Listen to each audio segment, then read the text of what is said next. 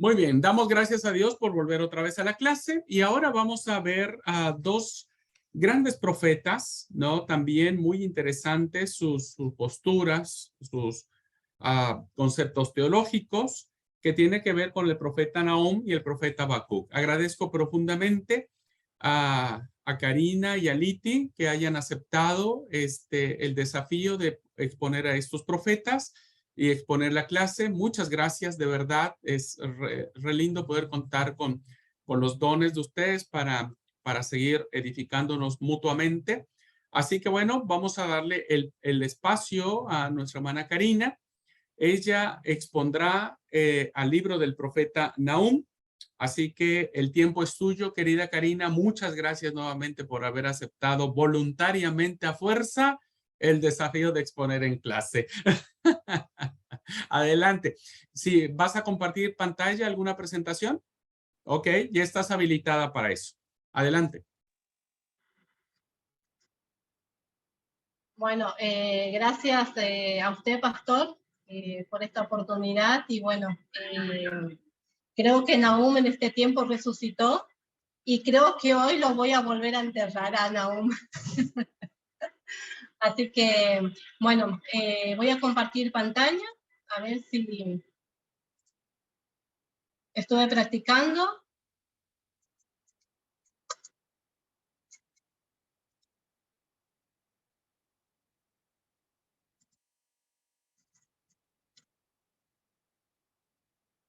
Bueno, Nahum.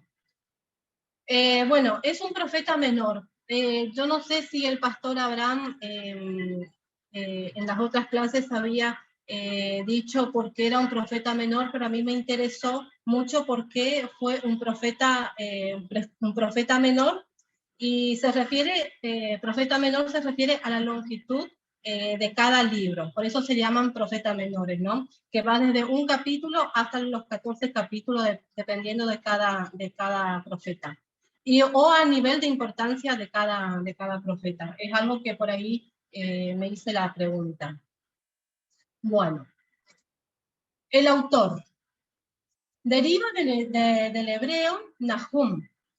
Su significado es el que da consuelo, compasivo o lleno de consolación. Nahum como hombre, poco se sabe de Nahum. Solo se sabe lo que dice en Nahum capítulo 1:1, que era del Cos.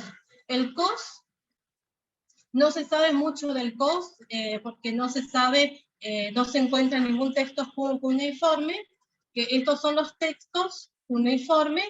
En esos textos no se encuentra esta ciudad o este lugar. Entonces no se sabe mucho de ese pueblo. Su nombre aparece en la palabra Capernaum, que significa pueblo de Nahum. Esto puede indicar que fue habitante o quizás fundador de Capernaum, famosa más tarde como escenario del ministerio de Jesús. Su pueblo natal del Cos probablemente se halla en las cercanías. Se dice que había un Elcos en el Tigris, de manera que Nahum puede haber sido de los israelitas del cautiverio. También había un Elcos al sur de Jerusalén. Si Capernaum fue su hogar, entonces Nahum era del mismo vecindario de Jonás y de Jesús. Fecha del libro. Es imposible ser preciso en cuanto a la fecha exacta. Que el libro de Nahum está exactamente comprendido entre el 663 y el 612 a.C., es algo que aún se debate. Sin embargo, varios factores pueden contribuir a aclarar los hechos. En primer lugar, Nahum anunció que nunca más sería subyugado por Asiria. Así que probablemente pronunció sus oráculos después del 640 a.C., la fecha de la última campaña siria conocida en la zona occidental, cuando el asirio Asurbanipal, los nombres no me salen, temporalmente reafirmó la soberanía sobre Judá y otros como Siria-Palestina. Y en segundo lugar, Nahum presenta a Siria como un fuerte tirano imperialista que aplastaba a sus enemigos opresores. Esto probablemente refleja la situación de la meteórica caída de Asiria después de la muerte de Asurbanipal en el 627 a.C. El contexto. Destrucción de Nínive. Juicio y destrucción de Nínive. Toda la profecía de Nahum tenía que ver con el juicio de Dios y la destrucción de Nínive, la capital del gran imperio asirio. Nínive era una ciudad muy antigua, construida por Nimrod. Eso lo encontramos también en Génesis 10, 8, 12, si alguien quiere leer este texto. Génesis 10, 8, 12.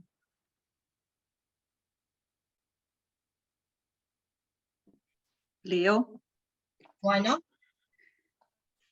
Génesis 10, 8. Génesis 10, del 8 al 12. Al 12. Cus fue el padre de Nimrod, que llegó a ser poderoso en la tierra. Él fue un poderoso cazador delante del Señor. Por tanto se dice, como Nimrod, poderoso cazador delante del Señor. El comienzo de su reino fue Babel, Erec, Acab y Calne, en la tierra de Sinar. De aquella tierra, Beobot, Ir, Cala. Resen entre Nínive y Cala, aquella es la gran ciudad. Como vemos acá en este texto, que Nínive era una ciudad muy, muy antigua. Y el gobernante del primer imperio mundial. Era una ciudad magnífica en el tiempo de Jonás, que se arrepintió y su destrucción fue demorada por 100 años.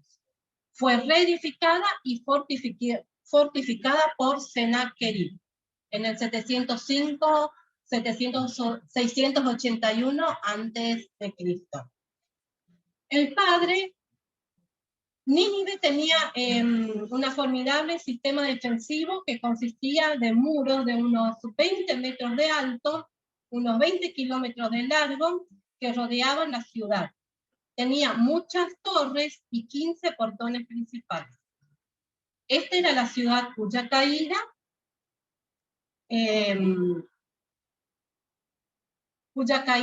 lo predijo Nahum.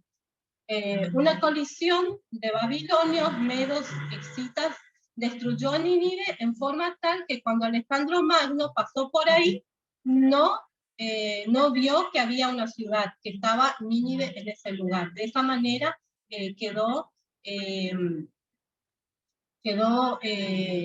tapada la ciudad. La profecía de Nahum se cumplió al pie de la letra en el año 612 a.C.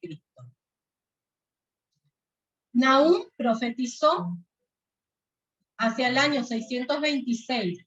Los asirios iban perdiendo su dominio sobre los pueblos que esclavizaban y los odiaban profundamente. Uno de estos los pueblos eran los judíos. Según algunos, Nahum profetizó en el principio del reinado de Acaz, en el 740 a.C. Otros, sin embargo, piensan que sus profecías son de la segunda mitad del reinado de Ezequías en el reino 8 a.C., en el siglo 8, perdón. El libro entonces debió haber sido escrito en Jerusalén, donde fue testigo de la invasión de Sennacherib y la destrucción de su ejército. El consenso de los expertos es que el libro de la visión fue escrito en el momento de la caída de Nínive, en las manos de los medos y babilonios en el 612. Esta teoría se demuestra por el hecho de que los oráculos deben de estar fechados después de la destrucción de Asiria de Tebas, en Egipto, en 663 a.C., pues este evento se menciona en Nahum 3.8. El tema de la profecía de Nahum es la destrucción total e inminente de Nínive, la capital del gran y en ese momento floreciente imperio asirio. Asurbanipal estaba en la cúspide de su gloria. Nínive era una ciudad de gran alcance y era el centro de la civilización y el comercio del mundo. Y de acuerdo con Nahum, una ciudad sangrienta, llena de mentira, de rapina. Jonás había pronunciado su mensaje de advertencia y Nahum fue seguido por Sofonía, que también predijo la destrucción de la ciudad. Las crónicas babilónicas de la caída de Nínive cuenta la historia del fin de Nínive.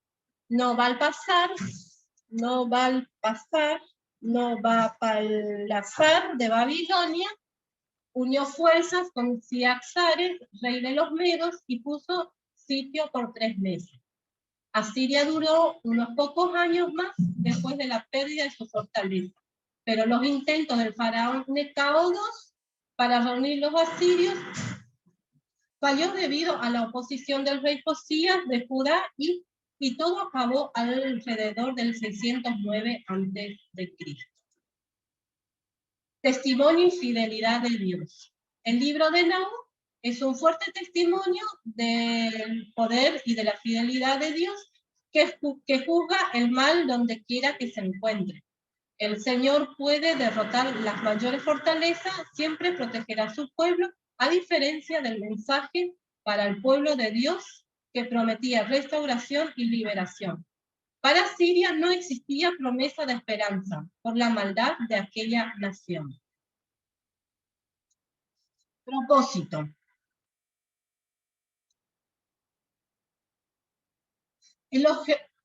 El objetivo de la profecía de Nahum era anunciar el juicio sobre Nínive.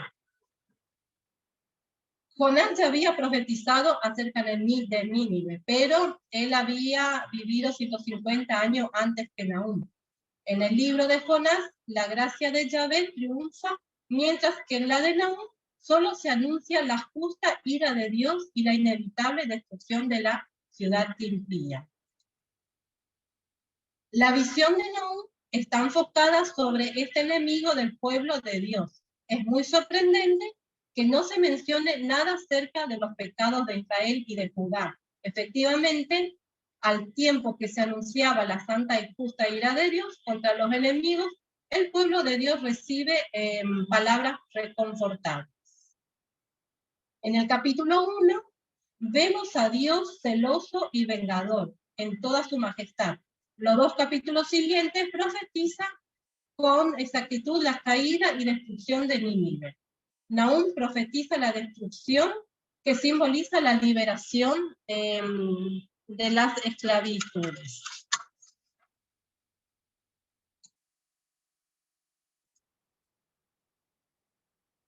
Nahum no escribió este libro como una advertencia o un llamado de arrepentimiento para la gente de Nínive. Dios ya le había enviado al profeta Jonás hace 50 años atrás con su promesa de lo que sucedería si ellos continuaban con sus malos caminos. La gente de ese tiempo se había arrepentido, pero ahora vivían de la misma forma o aún más impía de lo que hicieron anteriormente. Los asirios se habían hecho terriblemente brutales en sus conquistas, colgando los cuerpos de las víctimas en astas y poniendo su piel en las paredes de sus tiendas, entre otras atrocidades. Ahora Nahum estaba diciéndoles a la gente de Judá que no se desesperara porque Dios había pronunciado juicio y los asirios recibían su merecido. Los temas que tiene Nahum, el libro de Nahum. El juicio.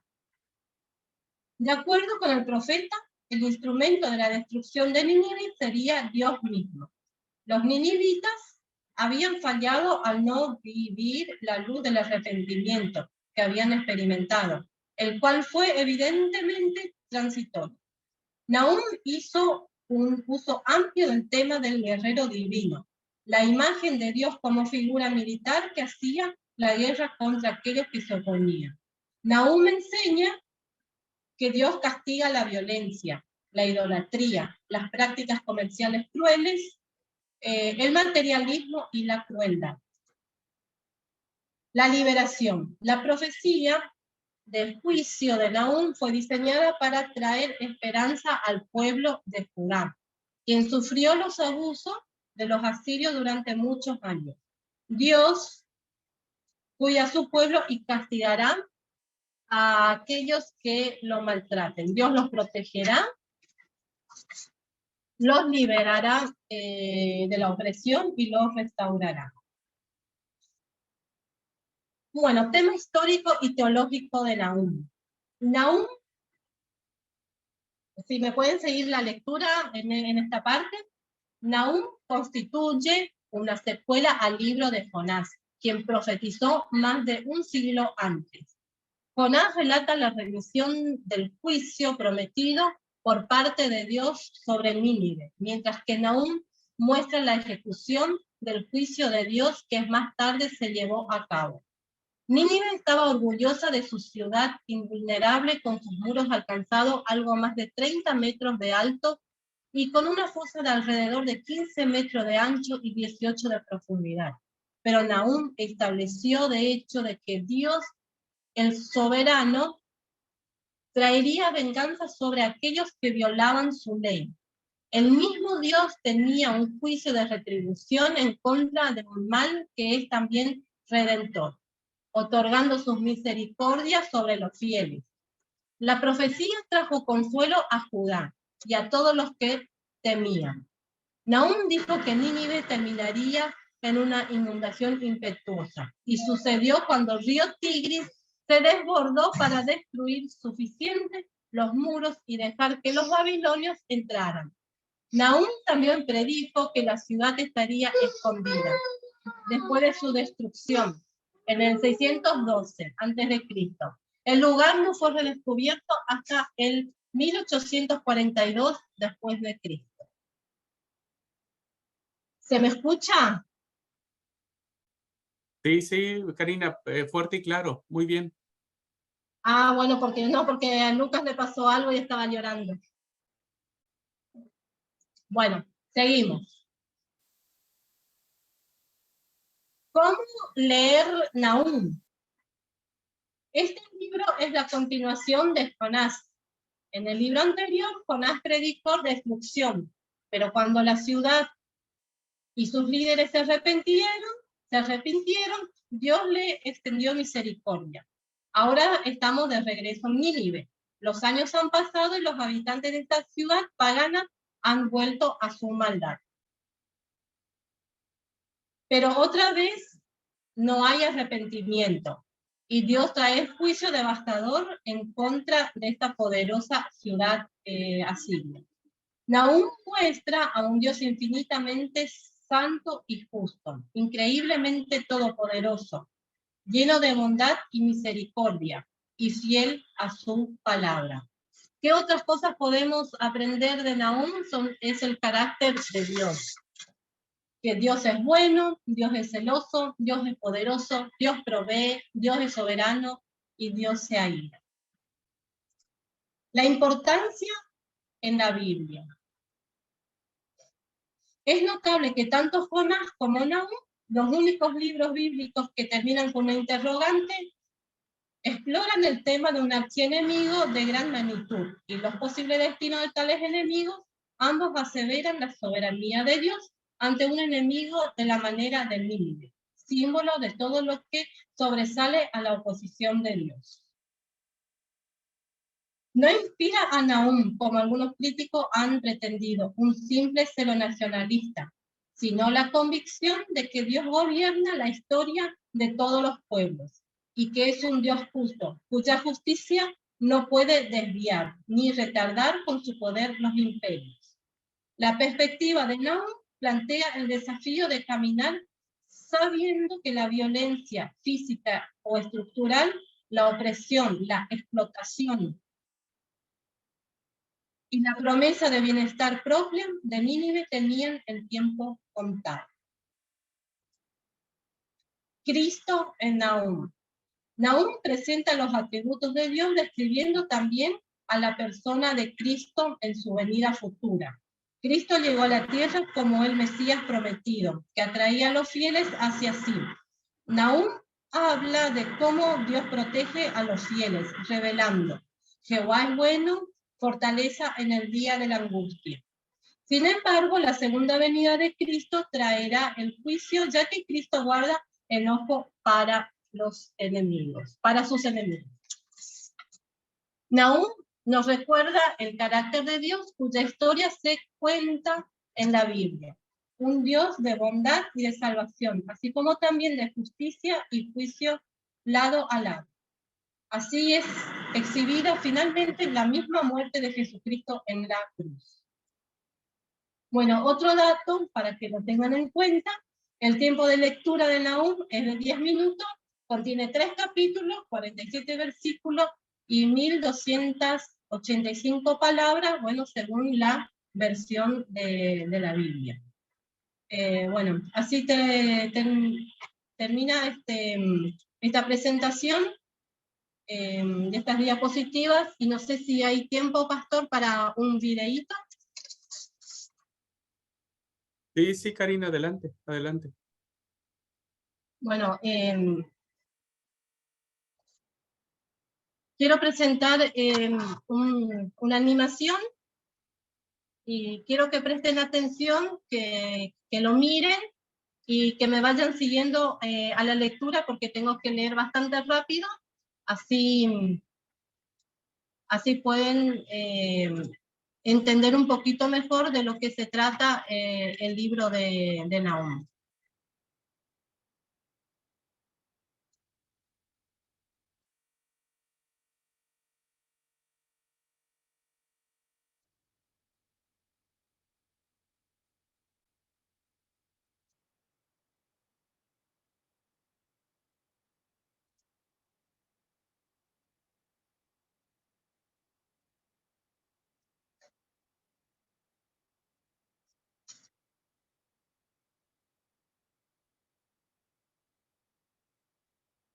Este pequeño libro profético es una colección de poemas que anuncian la caída de uno de los peores opresores de Israel, el antiguo imperio asiria y su ciudad Nínive. Los asirios se levantaron como uno de los primeros grandes imperios en el mundo, y su expansión hacia Israel resulta en destrucción total y el exilio del reino del norte con todas sus tribus. Los ejércitos asirios eran violentos y destructivos en una escala que el mundo jamás había visto. Así que Israel y sus vecinos, esperando la caída de Asiria, que llegó eventualmente en el año 612 a.C. Los babilonios se levantaron y empezaron una rebelión que dominó a Nínive e hizo caer al imperio asirio. Así que en el capítulo 2 ilustra la caída de Nínive como una poesía vívida, y en el capítulo 3 explora la caída del imperio como un todo. Pero este libro no es solo una furiosa diatriba en contra de los enemigos de Israel. El capítulo introductorio nos muestra que hay mucho, mucho más sucediendo aquí. El libro inicia con un poema alfabético incompleto, el cual comienza describiendo una poderosa aparición de la gloria de Dios. Esto es muy similar a la manera que inició el libro anterior, Miqueas, y de cómo el siguiente libro, Habacuc, concluirá. Y es Dios, el Creador Todopoderoso, viniendo a confrontar a las naciones y a traer su justicia sobre su maldad. Y el poema empieza citando la famosa frase con la que Dios se describe a sí mismo después del incidente del becerro de oro en el libro de Éxodo capítulo 34. El Señor es lento para la ira, es imponente en su fuerza, Él no dejará a nadie sin castigo. Así el relato del poema va de un lado a otro, contrastando el destino de las naciones violentas y arrogantes con el destino del remanente fiel de Dios. Cuando Dios destruye a todos los imperios arrogantes, Él proveerá refugio para aquellos que se humillan delante de Él. Ahora esto es lo que realmente es interesante. ¿Pensabas que este libro solo se trataba de Asiria? Pero Nahum no menciona en ningún lado a Nínive o Asiria en el capítulo 1. Y cuando describe la caída de los malos, él usaba el lenguaje de Isaías sobre la caída de Babilonia, que sucedió mucho después en la historia. Y no solo eso, Nahum también describe la caída de los malos como buenas nuevas para el remanente del pueblo de Dios. Es una alusión directa a las buenas nuevas de Isaías sobre la caída de Babilonia, aunque todos estos pequeños detalles del capítulo 1 se unen para comunicar un punto clave para Nahum. La caída de Nínive se presenta como un ejemplo, como una imagen de cómo Dios está trabajando en la historia de cada época, cómo Él permitió que los imperios arrogantes o violentos de nuestro mundo permanezcan para siempre. Y así el mensaje de Nahum es de hecho muy similar a la de Daniel. Asiria se destacó dentro de una larga línea de imperios violentos a través de la historia, y el destino de Nínive es un recordatorio del compromiso de Dios de hacer caer a los violentos arrogantes de todas las épocas. Con esta perspectiva del capítulo inicial, el libro entonces regresa a su enfoque a Asiria, y así en el capítulo 2 describe la batalla de Nínive y en el derrocamiento de la ciudad en etapas progresivas. Primero vemos la línea de combate de los soldados babilonios, y luego leemos sobre la carga de los carruajes. Luego, el caos de los muros de la ciudad, conforme la ciudad es invadida. Luego la matanza del pueblo de Nínive y luego el saqueo de la ciudad. El capítulo 3 continúa describiendo los resultados de la caída de la ciudad para el imperio como un todo. Nahum inicia anunciando una desgracia sobre la ciudad que fue construida por sus reyes con la sangre del inocente. Es una imagen de cómo la injusticia estaba arraigada en el mismo sistema que hacía a Siria tan exitosa, pero su violencia ha sembrado las semillas de su propia destrucción, así que Asiria caerá delante de Babilonia. El libro concluye con una burla contra el derrocado rey de Asiria. Él es golpeado con una herida fatal y de las naciones que lo oprimió alguna vez. Nadie viene a ayudarlo, más bien ellos cantan y celebran su destrucción. Y así termina el libro. Este es un libro sombrío, pero es importante ver cómo el mensaje de Nahum trata de los trágicos y perpetuos ciclos de violencia y opresión humana en todas las épocas. La historia humana está llena de tribus y naciones que se elevan a sí mismos y utilizan la violencia para tomar lo que quieren, produciendo la muerte del inocente, y el libro de Nahum utiliza a Asiria y a Babilonia como ejemplos para decirnos que Dios se aflige y que a él sí le importa la muerte del inocente, y que su bondad y justicia la llevan a orquestar la caída de las naciones opresivas y el juicio de Dios sobre el mal. Es una buena noticia. Lo que nos lleva de vuelta a la conclusión del poema inicial en el capítulo 1, el cual nos dice que el Señor es bueno y que es refugio para el día de angustia. Él protege a los que se refugian en él. Y así, el breve libro de Nahum invita a cada lector a humillarse delante de la justicia de Dios y a confiar que a su tiempo Él hará caer a los opresores de todas las épocas y en todo lugar, y de esto se trata el libro de Nahum.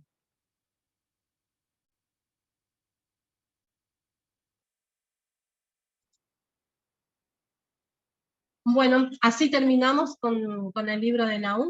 Así que si tienen alguna pregunta, bueno, no sé si yo voy a poder responderle, pero bueno, acá está nuestro pastor Abraham, nuestro profesor, que por ahí sí nos puede responder.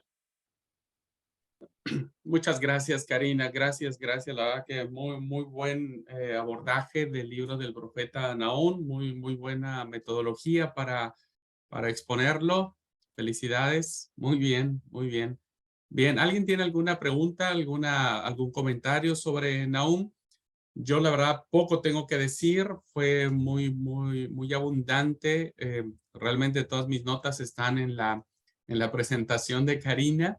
Es un profeta muy importante, es un profeta que denuncia el imperio más poderoso que existía en aquel tiempo, ¿no? El imperio asirio, y ataca al orgullo del imperio que es la Gran Nínive, ¿no?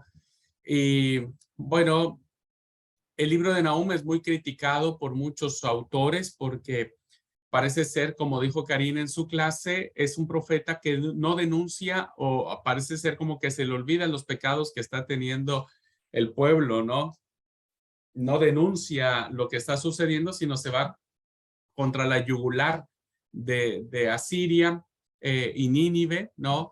Entonces, si uno lo contrasta con el mensaje de Jonás, evidentemente hay una diferencia abismal. Sin embargo, como bien lo planteó Karina en toda su brillante exposición, es que lo que quiere plantear el libro, ¿no? O saliendo en defensa del profeta Nahum, que poco sabemos de él, poco conocemos de su historia. Es muy probable, algunos autores lo sitúan de que es muy probable que su predicación haya salido de Judá. Algunos lo plantean dentro del reinado de Manasés como el único profeta visible de este reinado, ¿no? De Manasés. Pero lo que quiere decir en términos muy llanos es que es un libro que plantea las preguntas: ¿puede tolerar Dios a un imperio que despedaza sin compasión a sus víctimas? ¿A la ciudad sanguinaria y traidora, repleta de rapiña, insaciable de despojos, que ha descargado sobre todos los pueblos su perpetua maldad, que son los adjetivos que utiliza el profeta Nahum para referirse a Nínive? Realmente las preguntas son muy fuertes y creo que en esencia el mensaje de Nahum viene en función de la soberanía de Dios, porque la respuesta es no. Dios no puede tolerar ninguna injusticia por muy poderoso que sea el pueblo invasor. Así que bueno, pues de mi parte solo me queda precisar eso, ¿no? Y si alguien tiene alguna pregunta, con todo gusto la podemos plantear.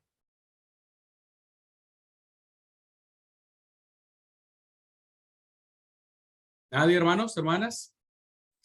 Les aconsejo que sí revisen nuevamente el material. Karina me va a enviar su presentación, lo vamos a subir a la plataforma. Aprovechenlo, tiene lindos mensajes. Me pareció muy interesante los propósitos y la concepción teológica del libro. Tómenlo incluso ahí para... Mande.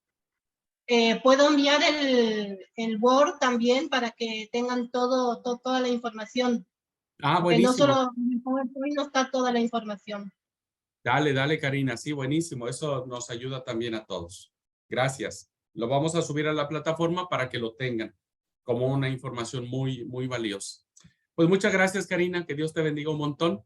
Gracias por el esfuerzo. ¿Viste? Qué lindo.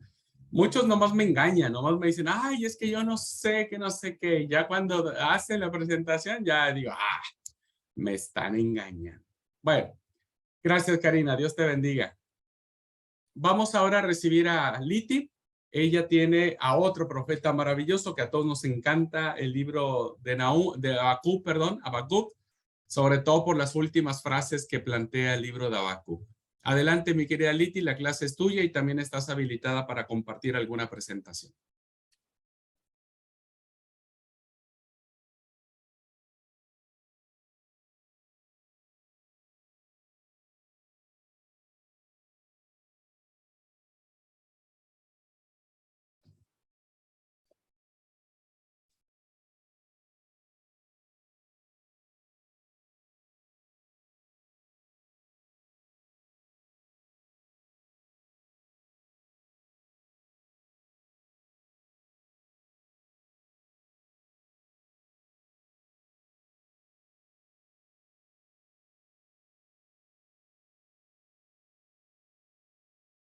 Ahí.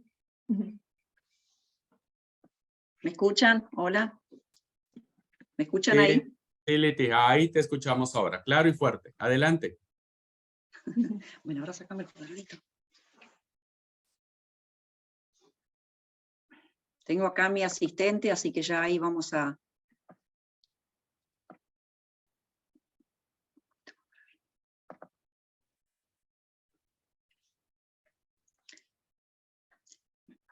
Bueno, quiero agradecer al pastor que me dio la posibilidad de poder compartir este libro tan hermoso que es el profeta Habacuc. Y bueno, Karina dice que le costó y que bueno, hasta pudo armar re lindo su presentación. Yo haré lo que he preparado también con la ayuda del Señor. Voy a pedir que todos tengan su Biblia a mano ahí, abierta en el libro de Habacuc, y voy a estar pasando las presentaciones, y así me pueden seguir. Dice Habacuc, es un profeta preexílico, su nombre significa abrazar, es un profeta escritor hebreo, ciudadano, proveniente de Jerusalén. Su estilo es literario y profético. Se le reconoce como profeta misterioso, vivió probablemente entre los siglos 7 y 6 a.C., en un tiempo de problemas nacionales. Comunica la palabra de Dios denunciando el pecado y la idolatría. Es considerado octavo en los 12 profetas menores del Antiguo Testamento, autor y profeta, aunque es incierto haber escrito el libro alrededor del año 612 y 589 a.C. El mismo tiene 3 capítulos, 56 versículos, y 3 de ellos son claves en los temas, ¿no? Y ahí se mencionan los textos que luego lo vamos a leer.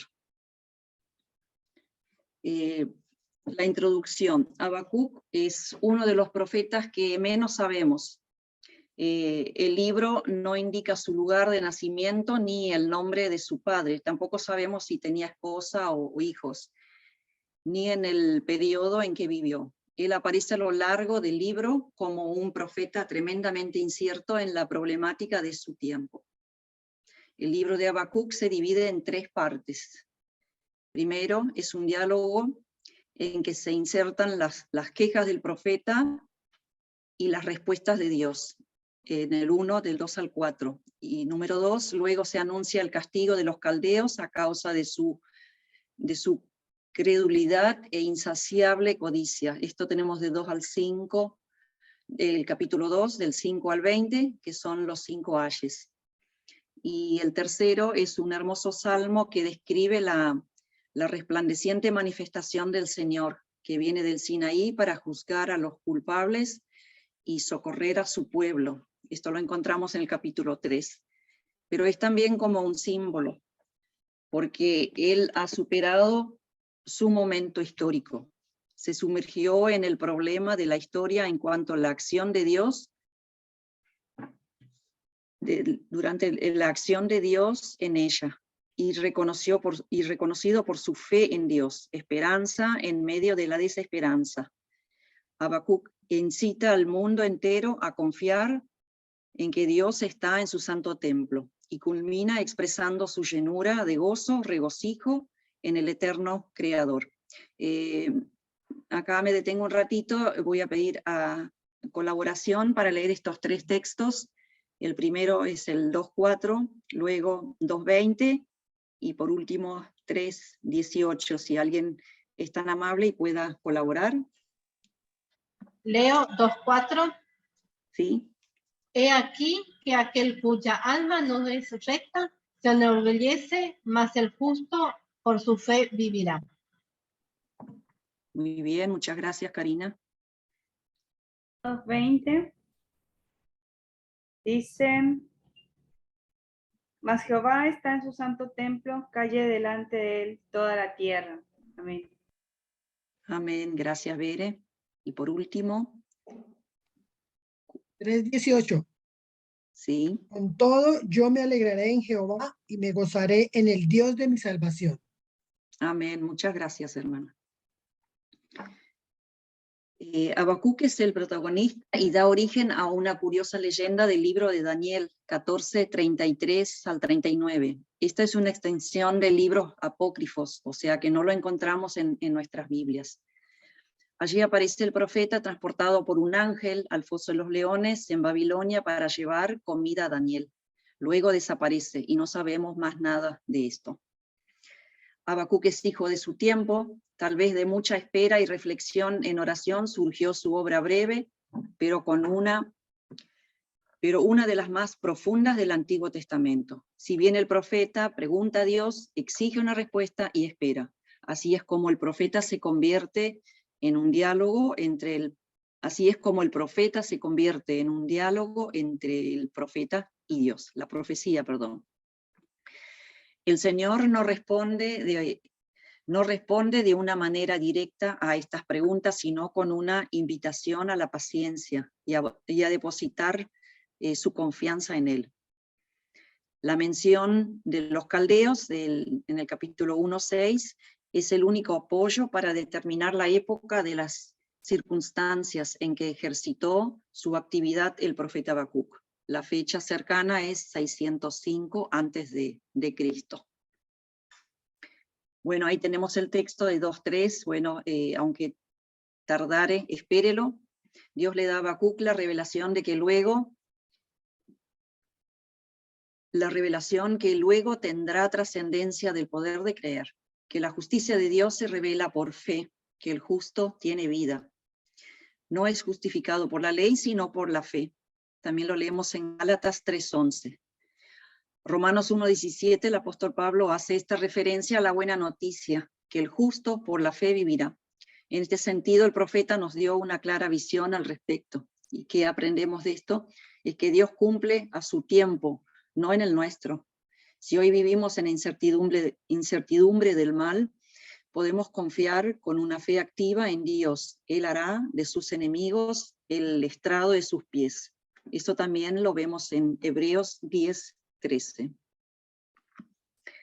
Bueno, el libro del profeta Habacuc y su contenido. Él vivió durante las últimas décadas del reinado del sur de Israel, y era una época de injusticia e idolatría. Vio en el horizonte la creciente amenaza de Babilonia, y esas no eran buenas noticias para nadie. Pero a diferencia de otros profetas, Habacuc no acusa a Israel, ni siquiera habla al pueblo de parte de Dios. Más bien, todas sus palabras están dirigidas a Dios personalmente. El libro habla acerca de la lucha personal y constante de Habacuc, su travesía e insistencia al tratar de creer de que Dios es bueno, a pesar de tanta maldad y tragedias en el mundo. Así que las palabras de Habacuc son realidades desafiantes, muy similares a los lamentos que encontramos en los salmos, tales como cuando el salmista hace reclamo a Dios hasta ser oído. El profeta presenta una queja y luego dirige la atención a Dios, al sufrimiento y a la injusticia en un mundo demandando que Dios haga algo. De hecho, saber acerca de este lamento es clave para entender el diseño y el mensaje de este breve libro que no pierde el hilo, tanto en la queja como en esperar la respuesta. Bueno, Dios y la respuesta del profeta. Dios le dice a Habacuc que tome unas tablas y un cincel y escribe lo que vea y escuche. Es una visión sobre un momento señalado en el futuro, y aunque parezca lenta su venida, eventualmente llegará. De hecho, Dios dice que el justo vivirá por su fe en esta esperanza y visión. Entonces, ¿cuál es esa promesa divina que Habacuc debe escribir? ¿No? Que Dios hará caer a Babilonia. Continuamos.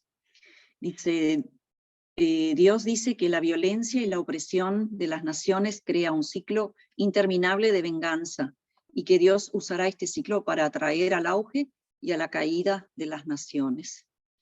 Y el hecho de que Dios pueda por un tiempo usar una nación corrupta como Babilonia no significa que Él respalde todo lo que hacen. Él hace responsables a todas las naciones delante de su justicia. Así que Babilonia caerá junto con cualquier otra nación que actúe como ellos. La promesa de Dios es luego elaborada por 5 ayes, que describen la clase de opresión e injusticia perpetrada por naciones como Babilonia. Los 5 ayes.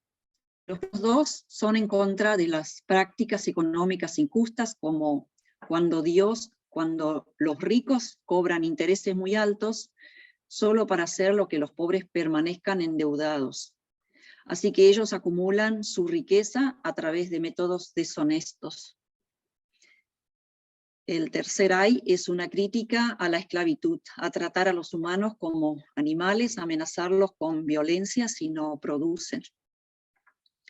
El cuarto ay es contra el abuso del alcohol por parte de los líderes irresponsables. Mientras el pueblo está sufriendo bajo su mal liderazgo, ellos estarán de fiesta y desperdiciando el dinero en sexo y alcohol. Y el último ay expone la idolatría, el motor que mueve esas naciones.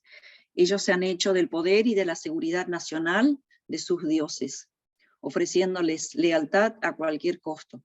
Así que el pueblo se convierte en un esclavo de un propio imperio nacional. Esto lo leemos en el capítulo 2, del 2 al 20. Ahora, las prácticas que se describen aquí no suceden únicamente en Babilonia, pero esto es parte de la cuestión. Dada la condición humana, la mayoría de las naciones eventualmente se convertirán en una Babilonia. Y así es como la respuesta de Dios a Habacuc en este libro se convierte en respuesta de Dios a todas las generaciones posteriores, para cualquiera que viva en el mundo gobernado por otras Babilonias. Pero deja en el aire una pregunta. ¿Dios permitirá que este ciclo, el auge y la caída de los imperios similares a Babilonia, continúen para siempre? Y aquí hay una nueva propuesta de Dios. Y el capítulo 3 trata sobre esa pregunta. Se nos dice que esta es la oración de Habacuc, y comienza con Habacuc rogándole a Dios que actúe con el presente como lo ha hecho en el pasado, haciendo caer a las naciones corruptas. Lo que sigue es un poema muy antiguo. Primero describe una poderosa, aterradora aparición de Dios. Es muy similar a los poemas introductorios de Miqueas y Nahum, y similar a la aparición de Dios en el monte de Sinaí en el libro de Éxodo. Tenemos nube, fuego y temblor. Cuando el Creador aparezca para confrontar la maldad humana, todo el mundo estará poniendo atención. Habacuc luego continúa descubriendo esta derrota del mal como un futuro éxodo. Justo cuando Dios vino como guerrero y abrió en dos el mar en su batalla contra Faraón. Habacuc dice que Dios traerá su juicio sobre su cabeza de la casa del impío. Así que, igual que Babilonia se ha convertido aquí en un arquetipo de las naciones humanas y violentas. Pero al mismo tiempo se nos dice que Dios confrontará la maldad. Él salvará a su pueblo y a su ungido. Y es una reverencia al rey del linaje de David. Así que este poema, la historia del éxodo en el pasado, se ha convertido en una imagen del éxodo del futuro que Dios producirá. Él derrotará la maldad una vez más y hará caer a los faraones y a las Babilonias de este mundo. Y ahí vemos a Habacuc 3, del 1 al 2, dice, aviva, oh Señor, tu obra, parafraseado, ¿no? Él traerá justicia a todos los pueblos y rescatará a los oprimidos y a los inocentes. Y esta es la esperanza que hace que Habacuc pueda concluir el libro con una alabanza llena de esperanza. Incluso si el mundo está desmoronándose con hambrunas, sequías o guerras o lo que sea, él elegirá confiar y gozarse en las promesas del pacto de Dios. El salmo balsámico de Habacuc. Así que Habacuc, hacia el final de su libro, se convierte en un ejemplo resplandeciente de cómo el justo vive por la fe. Habacuc reconoce lo oscuro y caótico que es el mundo y que nuestras vidas puedan tornarse. Y nos invita a un camino de fe, de confiar en que Dios ama a este mundo más de lo que nosotros lo hacemos. Y que un día Él enfrentará y hará justicia cuando llegue el juicio. Habacuc presentó a Dios su queja de una manera valiente y confiada. Él está satisfecho con la respuesta de Dios, su corazón siente paz, y esto le da a Habacuc valentía y esperanza para confiar en los planes de Dios. Él celebra el nombre de Dios con esta oración de confianza, exaltación, regocijo en el eterno presente, Dios presente. sabemos de su santidad y omnisciencia, un Dios de amor y de misericordia, que actúa con justicia, pero su fidelidad permanece para siempre. Ahí tengo dos textos también que voy a pedir que si lo pueden buscar y colaborar para dar lectura. Y también quiero dejarles esta frase que dice: la esperanza es desear que algo suceda, la fe es creer que va a suceder y la valentía es hacer que esto suceda. Salmos 68:20, leo. Sí, por favor, hermana. Dice: Dios nuestro Dios ha de salvarnos, y de Jehová el Señor es el librar de la muerte. Amén. Amén, muchas gracias. Bueno, perdón. Ciertamente Dios herirá la cabeza de sus enemigos, la testa cabelluda del que camina en sus pecados. Ahora sí. Amén. Ahora sí, faltaba un versículo. Gracias, hermana. ¿Alguien tiene Lucas? Si no, Dice lo leo Lucas, yo. Sí. Entonces María dijo: engrandece mi alma al Señor, y mi espíritu se regocija en Dios mi Salvador. Amén. Muchas gracias. Esto fue lo que pude rescatar y compartir del libro de Habacuc. Les quiero decir que para mí fue muy edificante. Es un profeta que nos anima mucho a la esperanza y a la confianza en Dios, de tener fe, y creo que es un profeta también de nuestros tiempos. Así que adelante, pastor, Muchas continuar gracias. si hay alguna pregunta. Gracias, Liti, gracias. La verdad que, como les digo, ustedes me terminan engañando porque son más genios y genias de lo que se imaginan. Así es que bueno, muchas gracias. Gracias por el esfuerzo, Liti. Muy linda información, muy completa, y de igual manera se notó mucho la dedicación que pusieron para exponer la clase. Gracias, Liti, porque Dios te siga bendiciendo. El libro del profeta Habacuc es un libro un tanto difícil para poder ubicarlo en los contextos históricos, y porque además es un profeta que poco se sabe de él, prácticamente nada sabemos, no sabemos de dónde nació ni quién fue su papá, en fin, pero sin embargo, resaltaste perfectamente bien lo que tenía que plantear el libro profético, y bueno, viene a contestar la misma pregunta, ¿no? Dios no va a permitir que las naciones se salgan con la suya, pero el justo tiene que aprender a confiar en él. Ese básicamente es el meollo también del libro del profeta Habacuc, hasta dónde la confianza está, por eso las oraciones, la imprecación del profeta al principio: hasta cuándo, Señor, no irás, hasta cuándo dejarás que los demás den voces de violencia. Y termina con ese hermoso pasaje que todos sabemos, ¿no? Aunque la higuera no florezca, ni en las vides haya frutos, aunque falte el producto del olivo y los labrados no den mantenimiento y las hojas sean quitadas de las ovejas sean quitadas de la majada y no haya vacas en los corrales, con todo yo me alegraré en Jehová y me gozaré en el Dios de mi salvación. Realmente el oráculo inicia con una angustia, con un reclamo, con una fuerte denuncia de parte del profeta, pensando que Dios no hace nada, pero en todo ¿cómo se llama? Los oráculos nos damos cuenta que Dios sí, y que no solo es Babilonia, sino que muchas naciones se convertirán en Babilonia, pero Dios siempre tendrá una respuesta, porque Dios siempre será soberano. Realmente Habacuc es un libro, insisto, un tanto difícil, un libro que tiene mucha influencia en el pensamiento paulino. Pablo usará la expresión "mas el justo por la fe vivirá", que expresará en su carta a los romanos, que esto tomará del profeta Habacuc. Así es que bueno, pues muchas gracias, Liti. Si hay alguna pregunta, yo amé a Habacuc desde mi juventud, sin saberlo, desde mi niñez. No sabía quién era Habacuc, porque fue el primer texto que me aprendí de memoria, que mi abuelita me enseñó. Jehová está en su santo templo, calle delante de él toda la tierra. Habacuc 2:20, amén. Amén. Fue el texto que a mí me me marcó toda la vida, toda la vez de muy pequeñito. Y bueno, benditos a Dios por ello. Así es que gracias, Liti. Gracias, Dios te bendiga un montón. Gracias a todos, hermanos. Que Dios los bendiga. Nos vemos mañana en la clase de poéticos. Les mando un fuerte abrazo y que Dios nos siga acompañando. Bendiciones, hermanos y hermanas.